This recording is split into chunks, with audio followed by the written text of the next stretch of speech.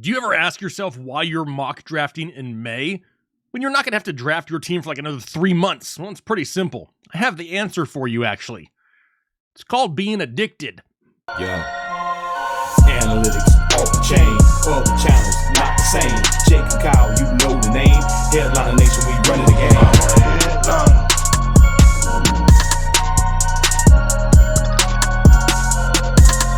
I'm a headliner.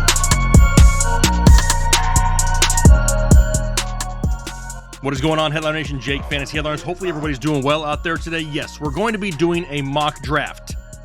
And yes, I know it's only May, and a lot is going to change here over the coming months. But that's okay, because there's still a lot we can really take away from a mock draft. Are things going to play out like this in your home league? Are they going to play out like this in 3 months from now? No, probably not. But if you really want to get dialed into fantasy football, you can start now and just kind of get a general idea of what rounds people are falling to, so you can kind of get a good idea of what you want your team to look like going into the fantasy football season. If you've watched this show for any length of time, you know I like heavy running back early, but this is the time to play around with different strategies and just see how it really turns out, right? A lot of people want to go to mock draft videos and be like, I wouldn't take that team. It's a mock draft. And if you're complaining about a team that's mock drafted in May, maybe fantasy football isn't for you. But we want to take a few minutes here, and I'm not going to spend an hour going through a mock draft. It's really going to be, I guess, somewhat meaningless in a month or so. So we're going to head over to fantasypros.com. We're going to run their draft wizard, and we're going to kind of see what's going on here as of right now in the mock draft scene. But I want to remind you, if you were here last year, you remember this. As the offseason progresses, we do weekly mock drafts, but we don't just sit here and do them by ourselves. We do them with you, the viewer, the subscriber. So make sure you stay subscribed and you're watching our community tab, because we're going to be posting links here throughout the offseason so that you know that you may have a chance to mock draft with us, but not just mock draft. Actually see the video on YouTube, so make sure you stay subscribed. But let's not waste any more time. Let's go ahead and get right into the draft room here and kind of see what we have going on. Do me a favor, hit the like button right now. Helps us out here on YouTube, and here we go. And here you go. You can see I already got it queued up, the 2022 season, half PPR snake style draft.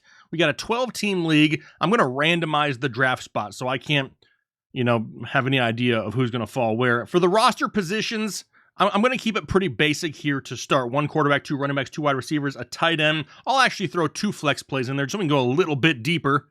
That's what she said. And then we'll still have a defensive kicker and 6 bench spots. So let's go ahead and see what we have here when we randomize our draft position.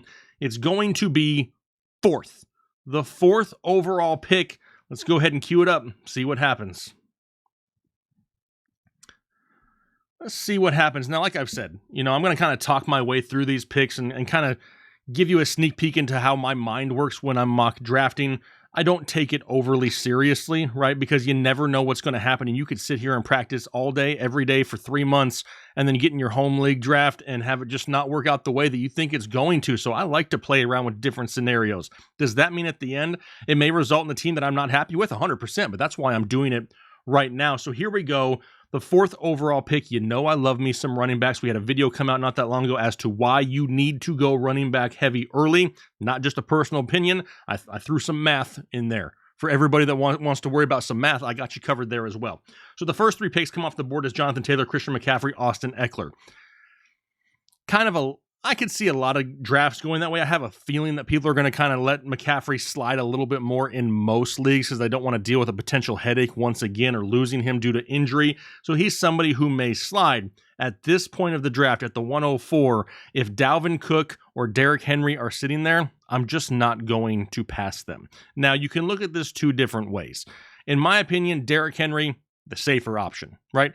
A run-heavy offense that we know he's going to get volume in, and now really his number 1 backup is a rookie, Hassan Haskins, out of Michigan. So he's not like he's going to be sharing a backfield very much. Now, Does that mean we see maybe a slight decrease in volume this year from Derrick Henry? Potentially, because they want to keep him healthy, but that doesn't mean he's going to lose touches to somebody else. As for Dalvin Cook, another guy you can kind of be penciled in every single year for somebody who's going to miss a game or 2 or 3 each season. It's kind of what we've come to expect with Dalvin Cook, but another guy that when he's healthy, he's going to get a ton of volume. New coaching staff there in Minnesota, though, so don't forget that. Jake, why don't you want to go Najee Harris? Honestly, I don't have anything against Najee Harris. I can't sit here and say anything negative about Najee. I personally just have Derrick Henry and Dalvin Cook a little bit higher. My team, I want a firm foundation. I want solid guys at the front half of the draft, and I'll try to take maybe a few risks a little bit later. So for this mock draft, I'm going to go ahead. I'm taking Derrick Henry. So now we get into the second round, and honestly, in most drafts, this is where it gets pretty interesting, right? Because this is where all of a sudden the tight ends kind of creep into the mix, and you're going to start seeing Travis Kelce. Now, when we look over here at the best available players overall-wise, we can see we got Travis Kelce, next up Mark Andrews, and then we start to see some quarterbacks as well. I will not draft a quarterback this early. I will not do it. If I was going to reach, the highest I would ever reach is the 4th round. At the most, but people are going to come, Jake, what about Josh Allen? He scored a lot of fantasy points. Yeah, so did Tom Brady, like 5 rounds later than him last year. So I'll always wait on quarterback. That 7 to 9 round range is like the sweet spot. That's like the chef's kiss. That's like that's perfect. That's where you want to find your quarterback. So I'm not going quarterback this early. Aaron Jones could be in some line for some big volume because there's not much of a passing game just yet in Green Bay, but he does have A.J. Dillon, Tyreek Hill, loaded weapons in Miami. Mike Evans, honestly, I like me some Mike Evans. I think he's going to be a safe option. Once again, we talk about safety with Derrick Henry. Do I want to continue to go overly safe? Probably not, but I want to go running back heavy when I can. So here we go. The best available running backs. It's not great, right? It's really not that great. Aaron Jones, Saquon Barkley, Cam Akers, Antonio Gibson. If I had to choose one, it's going to be Aaron Jones. Do I think that I could pass on a running back this round and take one early in the 3rd? Potentially, right? Because you can see here, I'm going to have the 4th pick in the 3rd round, and then all of a sudden I get into the Josh Jacobs, J.K. Dobbins, Elijah Mitchell. There's some other options down in here a little bit later that really aren't that much further down the list than some of the guys up here. Now, if this was a real-life money draft, more than likely I'm probably going to gamble and go Aaron Jones. But for this exercise, we're going to switch it up a little bit. I don't know if I've ever taken Travis Kelce this high. I don't have a whole lot of Kelce. I just hardly ever do because he's just somebody that I'm drafting running backs right now, but I'm noticing here, if you have a early pick in the 1st round, a lot of those studs are off the board, so why not capitalize in a different position? Now, we know no more Tyreek Hill in Kansas City. Travis Kelce could be the favorite target here of Patrick Mahomes. Oh, reliable, I guess you could say. So let's see what happens. Let's go Travis Kelce. Let's just see how the team turns out. I honestly couldn't even tell you what's going to happen here. So let's go back into the running backs now. We have Cam Akers. Why am I not high on Cam Akers? The doc broke this down on the podcast a few months ago. It was in one of our videos. But until we see the explosion return, he didn't have it coming off the torn Achilles end of last season. Understandable, but until we see that return, not going to waste a high draft pick on him just yet. Mike Evans here, Antonio Gibson. Now that they've, drafted Brian Robinson, they still have J.D. McKissick, not overly interested. David Montgomery. I don't mind as my number 2. I don't mind it, right? I mean, there's not a whole lot of options in Chicago. You got Darnell Mooney. You got Cole Kmet. You got David Montgomery. So there's not a whole lot of options there. Yes, Justin Fields going to call his own number and run the ball quite a bit himself. David Montgomery, in my opinion, not a bad option. Neither is Josh Jacobs. Honestly, I'm going to have to take one of them right now because I'm going to have a lot of picks go by before I get an opportunity to select another running back, and I really don't want to be left with these guys as somebody that I have to rely on weekly. So if it's between David Montgomery and Josh Jacobs, it's close, right? Josh Jacobs has more competition for targets and touches in that offense. We know about Kenyon Drake coming back. We know Zamir White's in the mix now. They brought in Devontae Adams. We know about Thurman Renfro, Hunter Renfro, Darren Waller. Tons of options in that offense, right? How much do we see going the way of Josh Jacobs? A safer pick, but honestly, I'm going to try to chase a little bit more upside here. I'm going to go with David Montgomery. Going full Monty for this draft. Full Monty. A lot of picks going to go by. Right now, current roster looks like, oh, you guys can't even see it. Let me slide this over for you. Let me slide it. There we go. All right, so now you can see Derrick Henry, David Montgomery, and Travis Kelce. Back to the rankings of who's available here. I can look towards wide receiver. Haven't gotten a wide receiver yet. Terry McLaurin is somebody who I think could bounce back this year. Michael Pittman. I love Michael Pittman's potential upside in that offense with Matt Ryan now. Michael Thomas, pass. Brandon Cooks, not sexy, could put up some numbers. Jerry Jeudy, Elijah Moore, full Mooney here. Darnell Mooney, don't want to go too crazy there with the Bears offense, though, honestly. Mike Williams. DeAndre Hopkins is probably going to be a guy that I target a lot, and I'll tell you exactly why. Maybe not just yet, but maybe with my next pick, if Hopkins is there, I'll take him for this reason.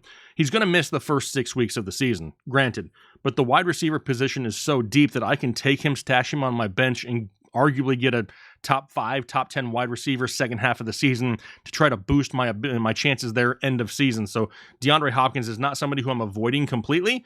He's somebody who I'll draft right around the 4th, 5th round or so. If he's sitting there, stash him on the bench. It's not like he's hurt, right? He's not coming back from a major injury. It's a suspension, so he should be good to go.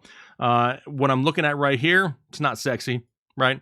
Where else do we go? We can look at another wide receiver or another running back. Anybody there? Breece Hall, J.K. Dobbins, Travis Etienne. Had the Baltimore Ravens not continued to add to this backfield with Mike Davis, I would look at J.K. Dobbins and be like, smash draft spot right here. Because the potential upside of J.K. Dobbins is top 12 in fantasy football. Does he get that opportunity now? There's question marks, right? I mean, it could be 100%. Look at Breece Hall, and you can kind of say the same thing with him. A lot of people loving Breece Hall, still has Michael Carter in that backfield to split touches with. If I had to choose today, as of May 11th, when this video is coming out, I'll choose Breece Hall, but only for this reason. I haven't seen J.K. Dobbins go out there and perform healthy yet. As the offseason progresses, the more I see of J.K. Dobbins, he could definitely leapfrog Breece Hall. And it probably wouldn't even be close. I could have J.K. Dobbins in my top 15 if he's 100% healthy. Kind of need to wait and see on that. As of today, though, for this exercise, Breece Hall is somebody who I think still has that big upside. I'm not overly excited about it. I do like him more than the likes of Travis Etienne or even A.J. Dillon. Damian Harris is intriguing, right? We still have Ramondre Stevenson there. After that, though, it gets a little hairy. So let's go ahead. Let's just gamble on the rookie. Let's gamble on the rookie and go Breece Hall as my running back 3 in a flex spot. I don't want him to be one of my top 2 running backs. I do not. Number 3, don't hate it. So now this is the point in the video where people are going to be like, you should have taken a wide receiver. You should have taken a wide receiver. I never would have taken Breece Hall. I would have gone wide receiver. Well, cool. That's the whole purpose of mock drafts. Here we go. What do we have?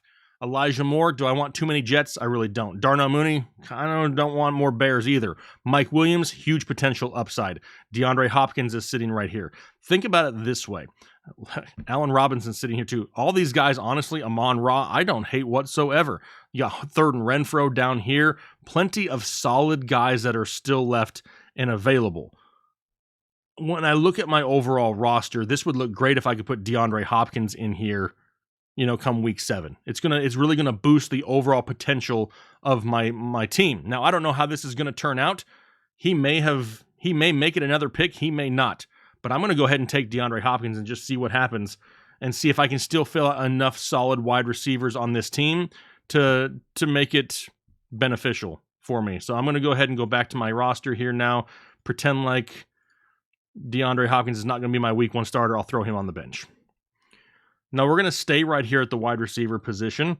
Marquise Hollywood Brown. Do we kind of want to capitalize on that? The problem with that is once we get Hopkins back, Hollywood Brown is going to lose a lot of potential looks, but for those first 6 weeks, he could borderline carry your team from the wide receiver position. Juju could get peppered with targets in this offense. Rashad Bateman, another guy who's going to get volume because they didn't add anybody really into this offense, and they lost Hollywood Brown. Rashad Bateman, huge potential upside. Adam Thielen, love the red zone looks. Hate how he's always hurt. Third and Renfro, safer option there as well.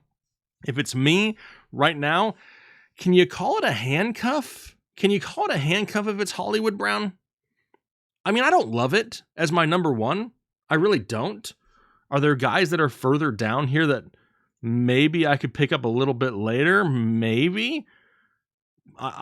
Honestly, though, I think Darnell Mooney and Hollywood Brown are going to get a huge target share, right? I don't love the double bears, but at least I have basically the entire offense, right? And Matt Nagy is not there to totally screw things up. I'm going to gamble. You know what? Piss on it. I went full Monty. Now it's time to go full Mooney right here. Go Darnell Mooney. I like Darnell Mooney this year. Could see huge target share. And plus, we still got Juju sitting there. Honestly, I don't mind Juju either. When you look down the list here, Bobby Trees is intriguing, but he's in Tennessee. They drafted Traylon Burks. Alan Lazard could see huge volume, but he's not going to be drafted here just yet. What's my quarterbacks look like? Kyler Murray still sitting there. I could definitely pair him up with DeAndre Hopkins down the stretch. Joey B, Joe Burrow, the Tiger King, Jalen Hurts, plenty, right? There's plenty of quarterbacks here. We're not worried about cornerbacks just yet. Running backs, Chase Edmonds, Devin Singletary. Damn it, Devin Singletary. Kareem Hunt. I'm just going to throw this out here. It would not shock me if Kareem Hunt was cut out of camp. I know that may shock a lot of people. I'm not saying it's going to happen by any means, but it would not surprise me here. Michael Carter, we already had Breece Hall. Do we kind of handcuff him? A little bit early to do that. What about Cordero Patterson? Why has everybody forgotten about Cordero Patterson? Drake London, Kyle Pitts, Cordero Patterson. Like, that's the offense in Atlanta. He's going to get carries out of the backfield. He's going to get targets in the receiving game. They brought him back in free agency. Why is he so low? Am I missing something? What am I missing? I don't know why he's so damn low. What else we got? I may just take Cordero Patterson right now and just say piss on it. You know what? I'm not even looking. I'm not looking anymore. Where's Cordero Patterson at? He's under a running back, isn't he? Is there anybody else at the running back position? Because I got 3 of them. You know what? He's actually going to be under a wide receiver. Is that why? Oh, no, he's under a running back. He's right here. You know what? This is why you mock draft. This is why you do it. To see. Now, do I really want to start him at a wide receiver spot to start the year? I would rather not. Right? I would rather not. I would rather put him as one of my flex plays. Can we put him as a flex? Do we still have another wide receiver out here? Chase Claypool, Christian Kirk. Do I love Christian Kirk? No, but he's going to get top wide receiver targets in Jacksonville. Bobby Trees, Michael Gallup, Alan Lazard, Kadarius Toney, Russell Gage. So none of these guys are really likely to be a solid number one, with the exception of maybe Christian Kirk. So you can tell that we're maybe a little bit thin right here at the wide receiver position. But honestly, with the way that the roster looks, it still has plenty of firepower to put up solid points, so I'm not overly worried about it. And eventually it's going to be DeAndre Hopkins anyway. So let's go ahead. For the first 6 weeks, there's a team that's going to be losing and throwing a lot. Give me Christian Kirk. I could have gone Chase Claypool. He's still sitting there, honestly. Let's look at our quarterbacks now. Matthew Stafford's still sitting there. I mean, why would we not go Stafford? What is the reasons of not? You got Deshaun Watson, who's potentially still there. It's still floating out there that he could be suspended for some time. Aaron Rodgers has very few people to pass to. Honestly, the more tape I watch on Trey Lance, I am falling in love. I am falling in love with Trey Lance. But Derek Carr, another guy that could be a top 12 quarterback. I mean, can I wait any longer? What else do I need? I need depth because I got my starting lineup for the most part figured out. Do I want to go with another tight end? No, not right now. Ramondre Stevenson, don't hate it. Ronald Jones in Kansas City, say no to Rojo. Zach Ertz, James Robinson, Alexander Madison. A lot of guys that I'm really not overly interested in. Michael Gallup coming off of the torn ACL, but he's going to get looks now with no Amari Cooper in Dallas, right? So you got CeeDee Lamb, you got Michael Gallup. He should see an increased target share if he's healthy. Kadarius Toney, I would love to throw him in there, but he just doesn't seem to really want to show up and do a whole lot. Russell Gage would be great if, Chris Godwin starts off slow. Devontae Parker may surprise a lot of fantasy. Bigfoot may surprise some people this year because he's the number one in New England. And honestly, Mac Jones isn't bad. Mac Jones doesn't get a whole lot of credit because they run the ball so much and he's not really mobile. But I mean, why is Devontae Parker so low? That's something I'm noticing here. Why does everybody hate Devontae Parker all of a sudden? Is he going to go out there and get 1,200 yards and 10 touchdowns? No, probably not. But I don't really need that. He could be the number one guy, and he could get 8+ targets a game, though, easy in that offense. What am I missing with it? I don't know. It doesn't make a whole lot of sense. In fact, it makes such little sense that he's so low. We already did it once. I'm going to do it right now. I mean, Chase Claypool is there. Is he probably smarter? Probably. Like, that's where you kind of have to kind of weigh it. Is this smart? Is this not smart? Chase Claypool, no James Washington now. They got a potential rookie quarterback or a quarterback situation where they go from Trubisky to Pickett at some point and things change. And does Chase Claypool get those big play opportunities? Allen Lazard should get peppered with targets at some point because they're not going to have a whole lot of options in Green Bay. There's some safer options there, right? But honestly, it's me. I'm going Devontae Parker because he's the number one in New England. He could see 8+ targets a game. And if I'm looking for somebody at this point in the draft that I could potentially have to start at some point, I at least want some guy going to get some volume consistently. But I feel like I'm good on wide receivers. I'm good right now on running backs. I mean, nobody wants a quarterback in this draft. Like, nobody. Don't nobody want one. Why does nobody want Matthew Stafford? I'll take Matthew Stafford. I ain't afraid. I'm giving some Matthew Stafford. So now, Stafford, Henry, Demont, Mooney, Kirk, Kelsey, Breece Hall, Cordero Patterson, DeAndre Hopkins, Devontae Parker. Can I get another tight end? I could. Am I overly excited about that? Probably not. You can look here at wide receivers. DJ Chark, if he comes back and he's healthy. You got Jarvis Landry, who's not even on a team yet. Van Jefferson's going to be stuck behind some guys. He'll still get an opportunity, but not consistently every week. Jamison Williams is intriguing, but I hate to just have too many rookies. So not a whole lot left at the wide receiver position either. I mean, I think MVS could be intriguing, but he's going to be so boom or bust. Kenny Golladay, I think we've all learned our lesson there. I'm not going to go with another Arizona Cardinal. I mean, Christian Watson. Honestly, none of these guys absolutely thrill me. They just don't. Now, if Odell wants to sign in Green Bay, I'll be a little bit more thrilled. I'm not going to overly fall in love with rookies, though. Jamal Williams, Kenneth Gainwell, Gus Edwards. Don't mind Gus Edwards. Gaskin's buried on a depth chart. All these guys basically buried on depth charts right now. None are really going to get consistent volume. Kenyon Drake potentially could in that offense, depending on what Zamir White does. Jamal Williams, boring. Kenneth Gainwell, split. I mean, there's not a whole lot left from this, but you know what? Let's just go with the tight end. Dalton Schultz going to get peppered with targets. Give me a backup tight end right now. Give me Dalton Schultz. We'll build a great overall team, right? There's going to be some lack of sexiness in there, but there's more than enough to win for the first few weeks and then get D-Hop back. So now we're definitely not taking another tight end. We got 3 more bench spots to fill. And this is where we're just looking for pure upside. We need pure upside. Do I want to take another quarterback? I really don't, because the position is so deep.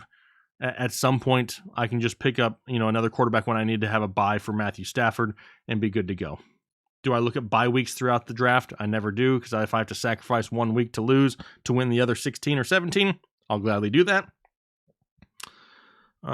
Who's got some upside here potentially? We know Gus Edwards. They're going to run a lot in Baltimore.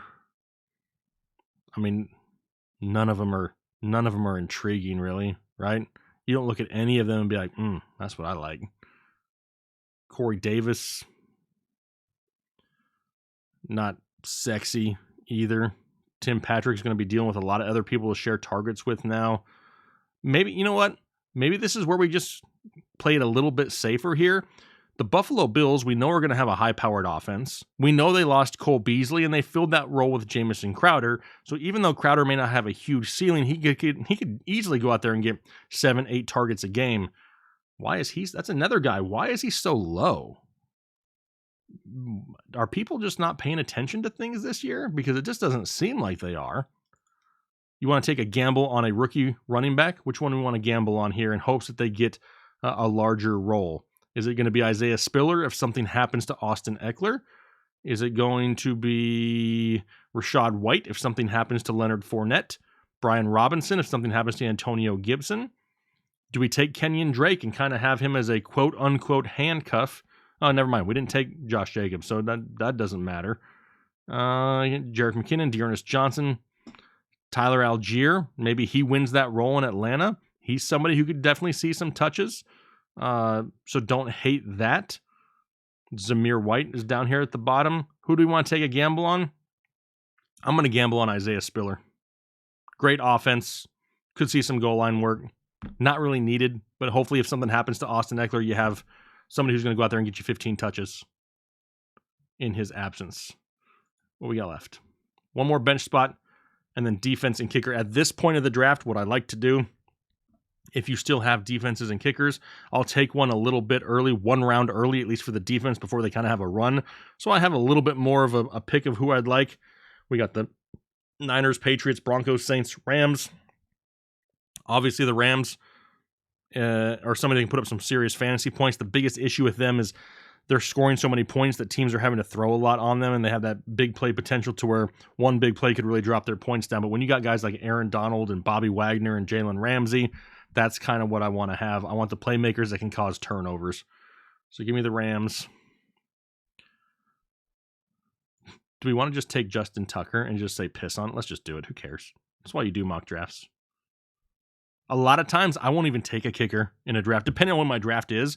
If it's, mid-August, I won't even draft a kicker. I'll draft another running back or wide receiver in hopes that if there's a camp injury, I kind of pick the right guy. And if there's not, then I just drop him and pick up a kicker. So now we have our last spot, our last bench spot. Why not go, if Jarvis Landry was on a team, there's rumors that he could go to Baltimore. Do you pick up Jarvis Landry at the very end of your draft? And if he goes to Baltimore, you know he's going to get targets, right? What else do you really have to lose? It's not like there's anybody else here overly high. You're kind of hoping. Julio Jones way down here. AJ Green.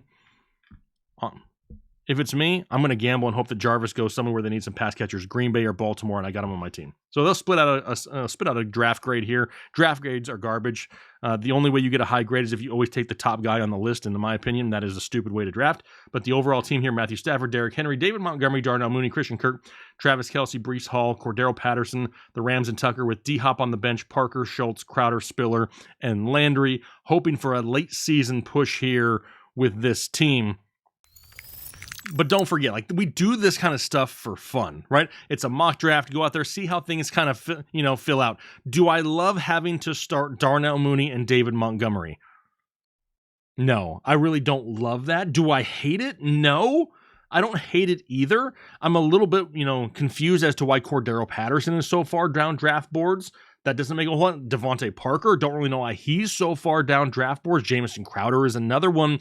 To me, that's telling me there's a lot of potential for guys later on in drafts to kind of fill out a roster that still have big time potential. So when I look at this overall roster, wide receiver is a negative for me. However, once DeAndre Hopkins comes back, I don't think it's that big of an issue, and all of a sudden the team gets dramatically better. But, it's one of those things that we like to do for fun, right? And we're going to continue to do these all throughout the offseason, and we're going to kind of sprinkle in different scenarios. What happens when you go heavy running back? What happens when you go heavy wide receiver? What happens when you go balanced approach? What happens when you go tight end early, QB early? All those types of things. We're going to cover that here all throughout the offseason. Kind of want to just get one out there and just kind of see where people are falling, and that's what it was all about here today. So do me a favor, hit the like button if you haven't already, and consider subscribing if you're looking for all things fantasy football here throughout the offseason, because we have you covered here on the channel. But hopefully you guys have a great rest of your day, a great week, and we'll talk to you later.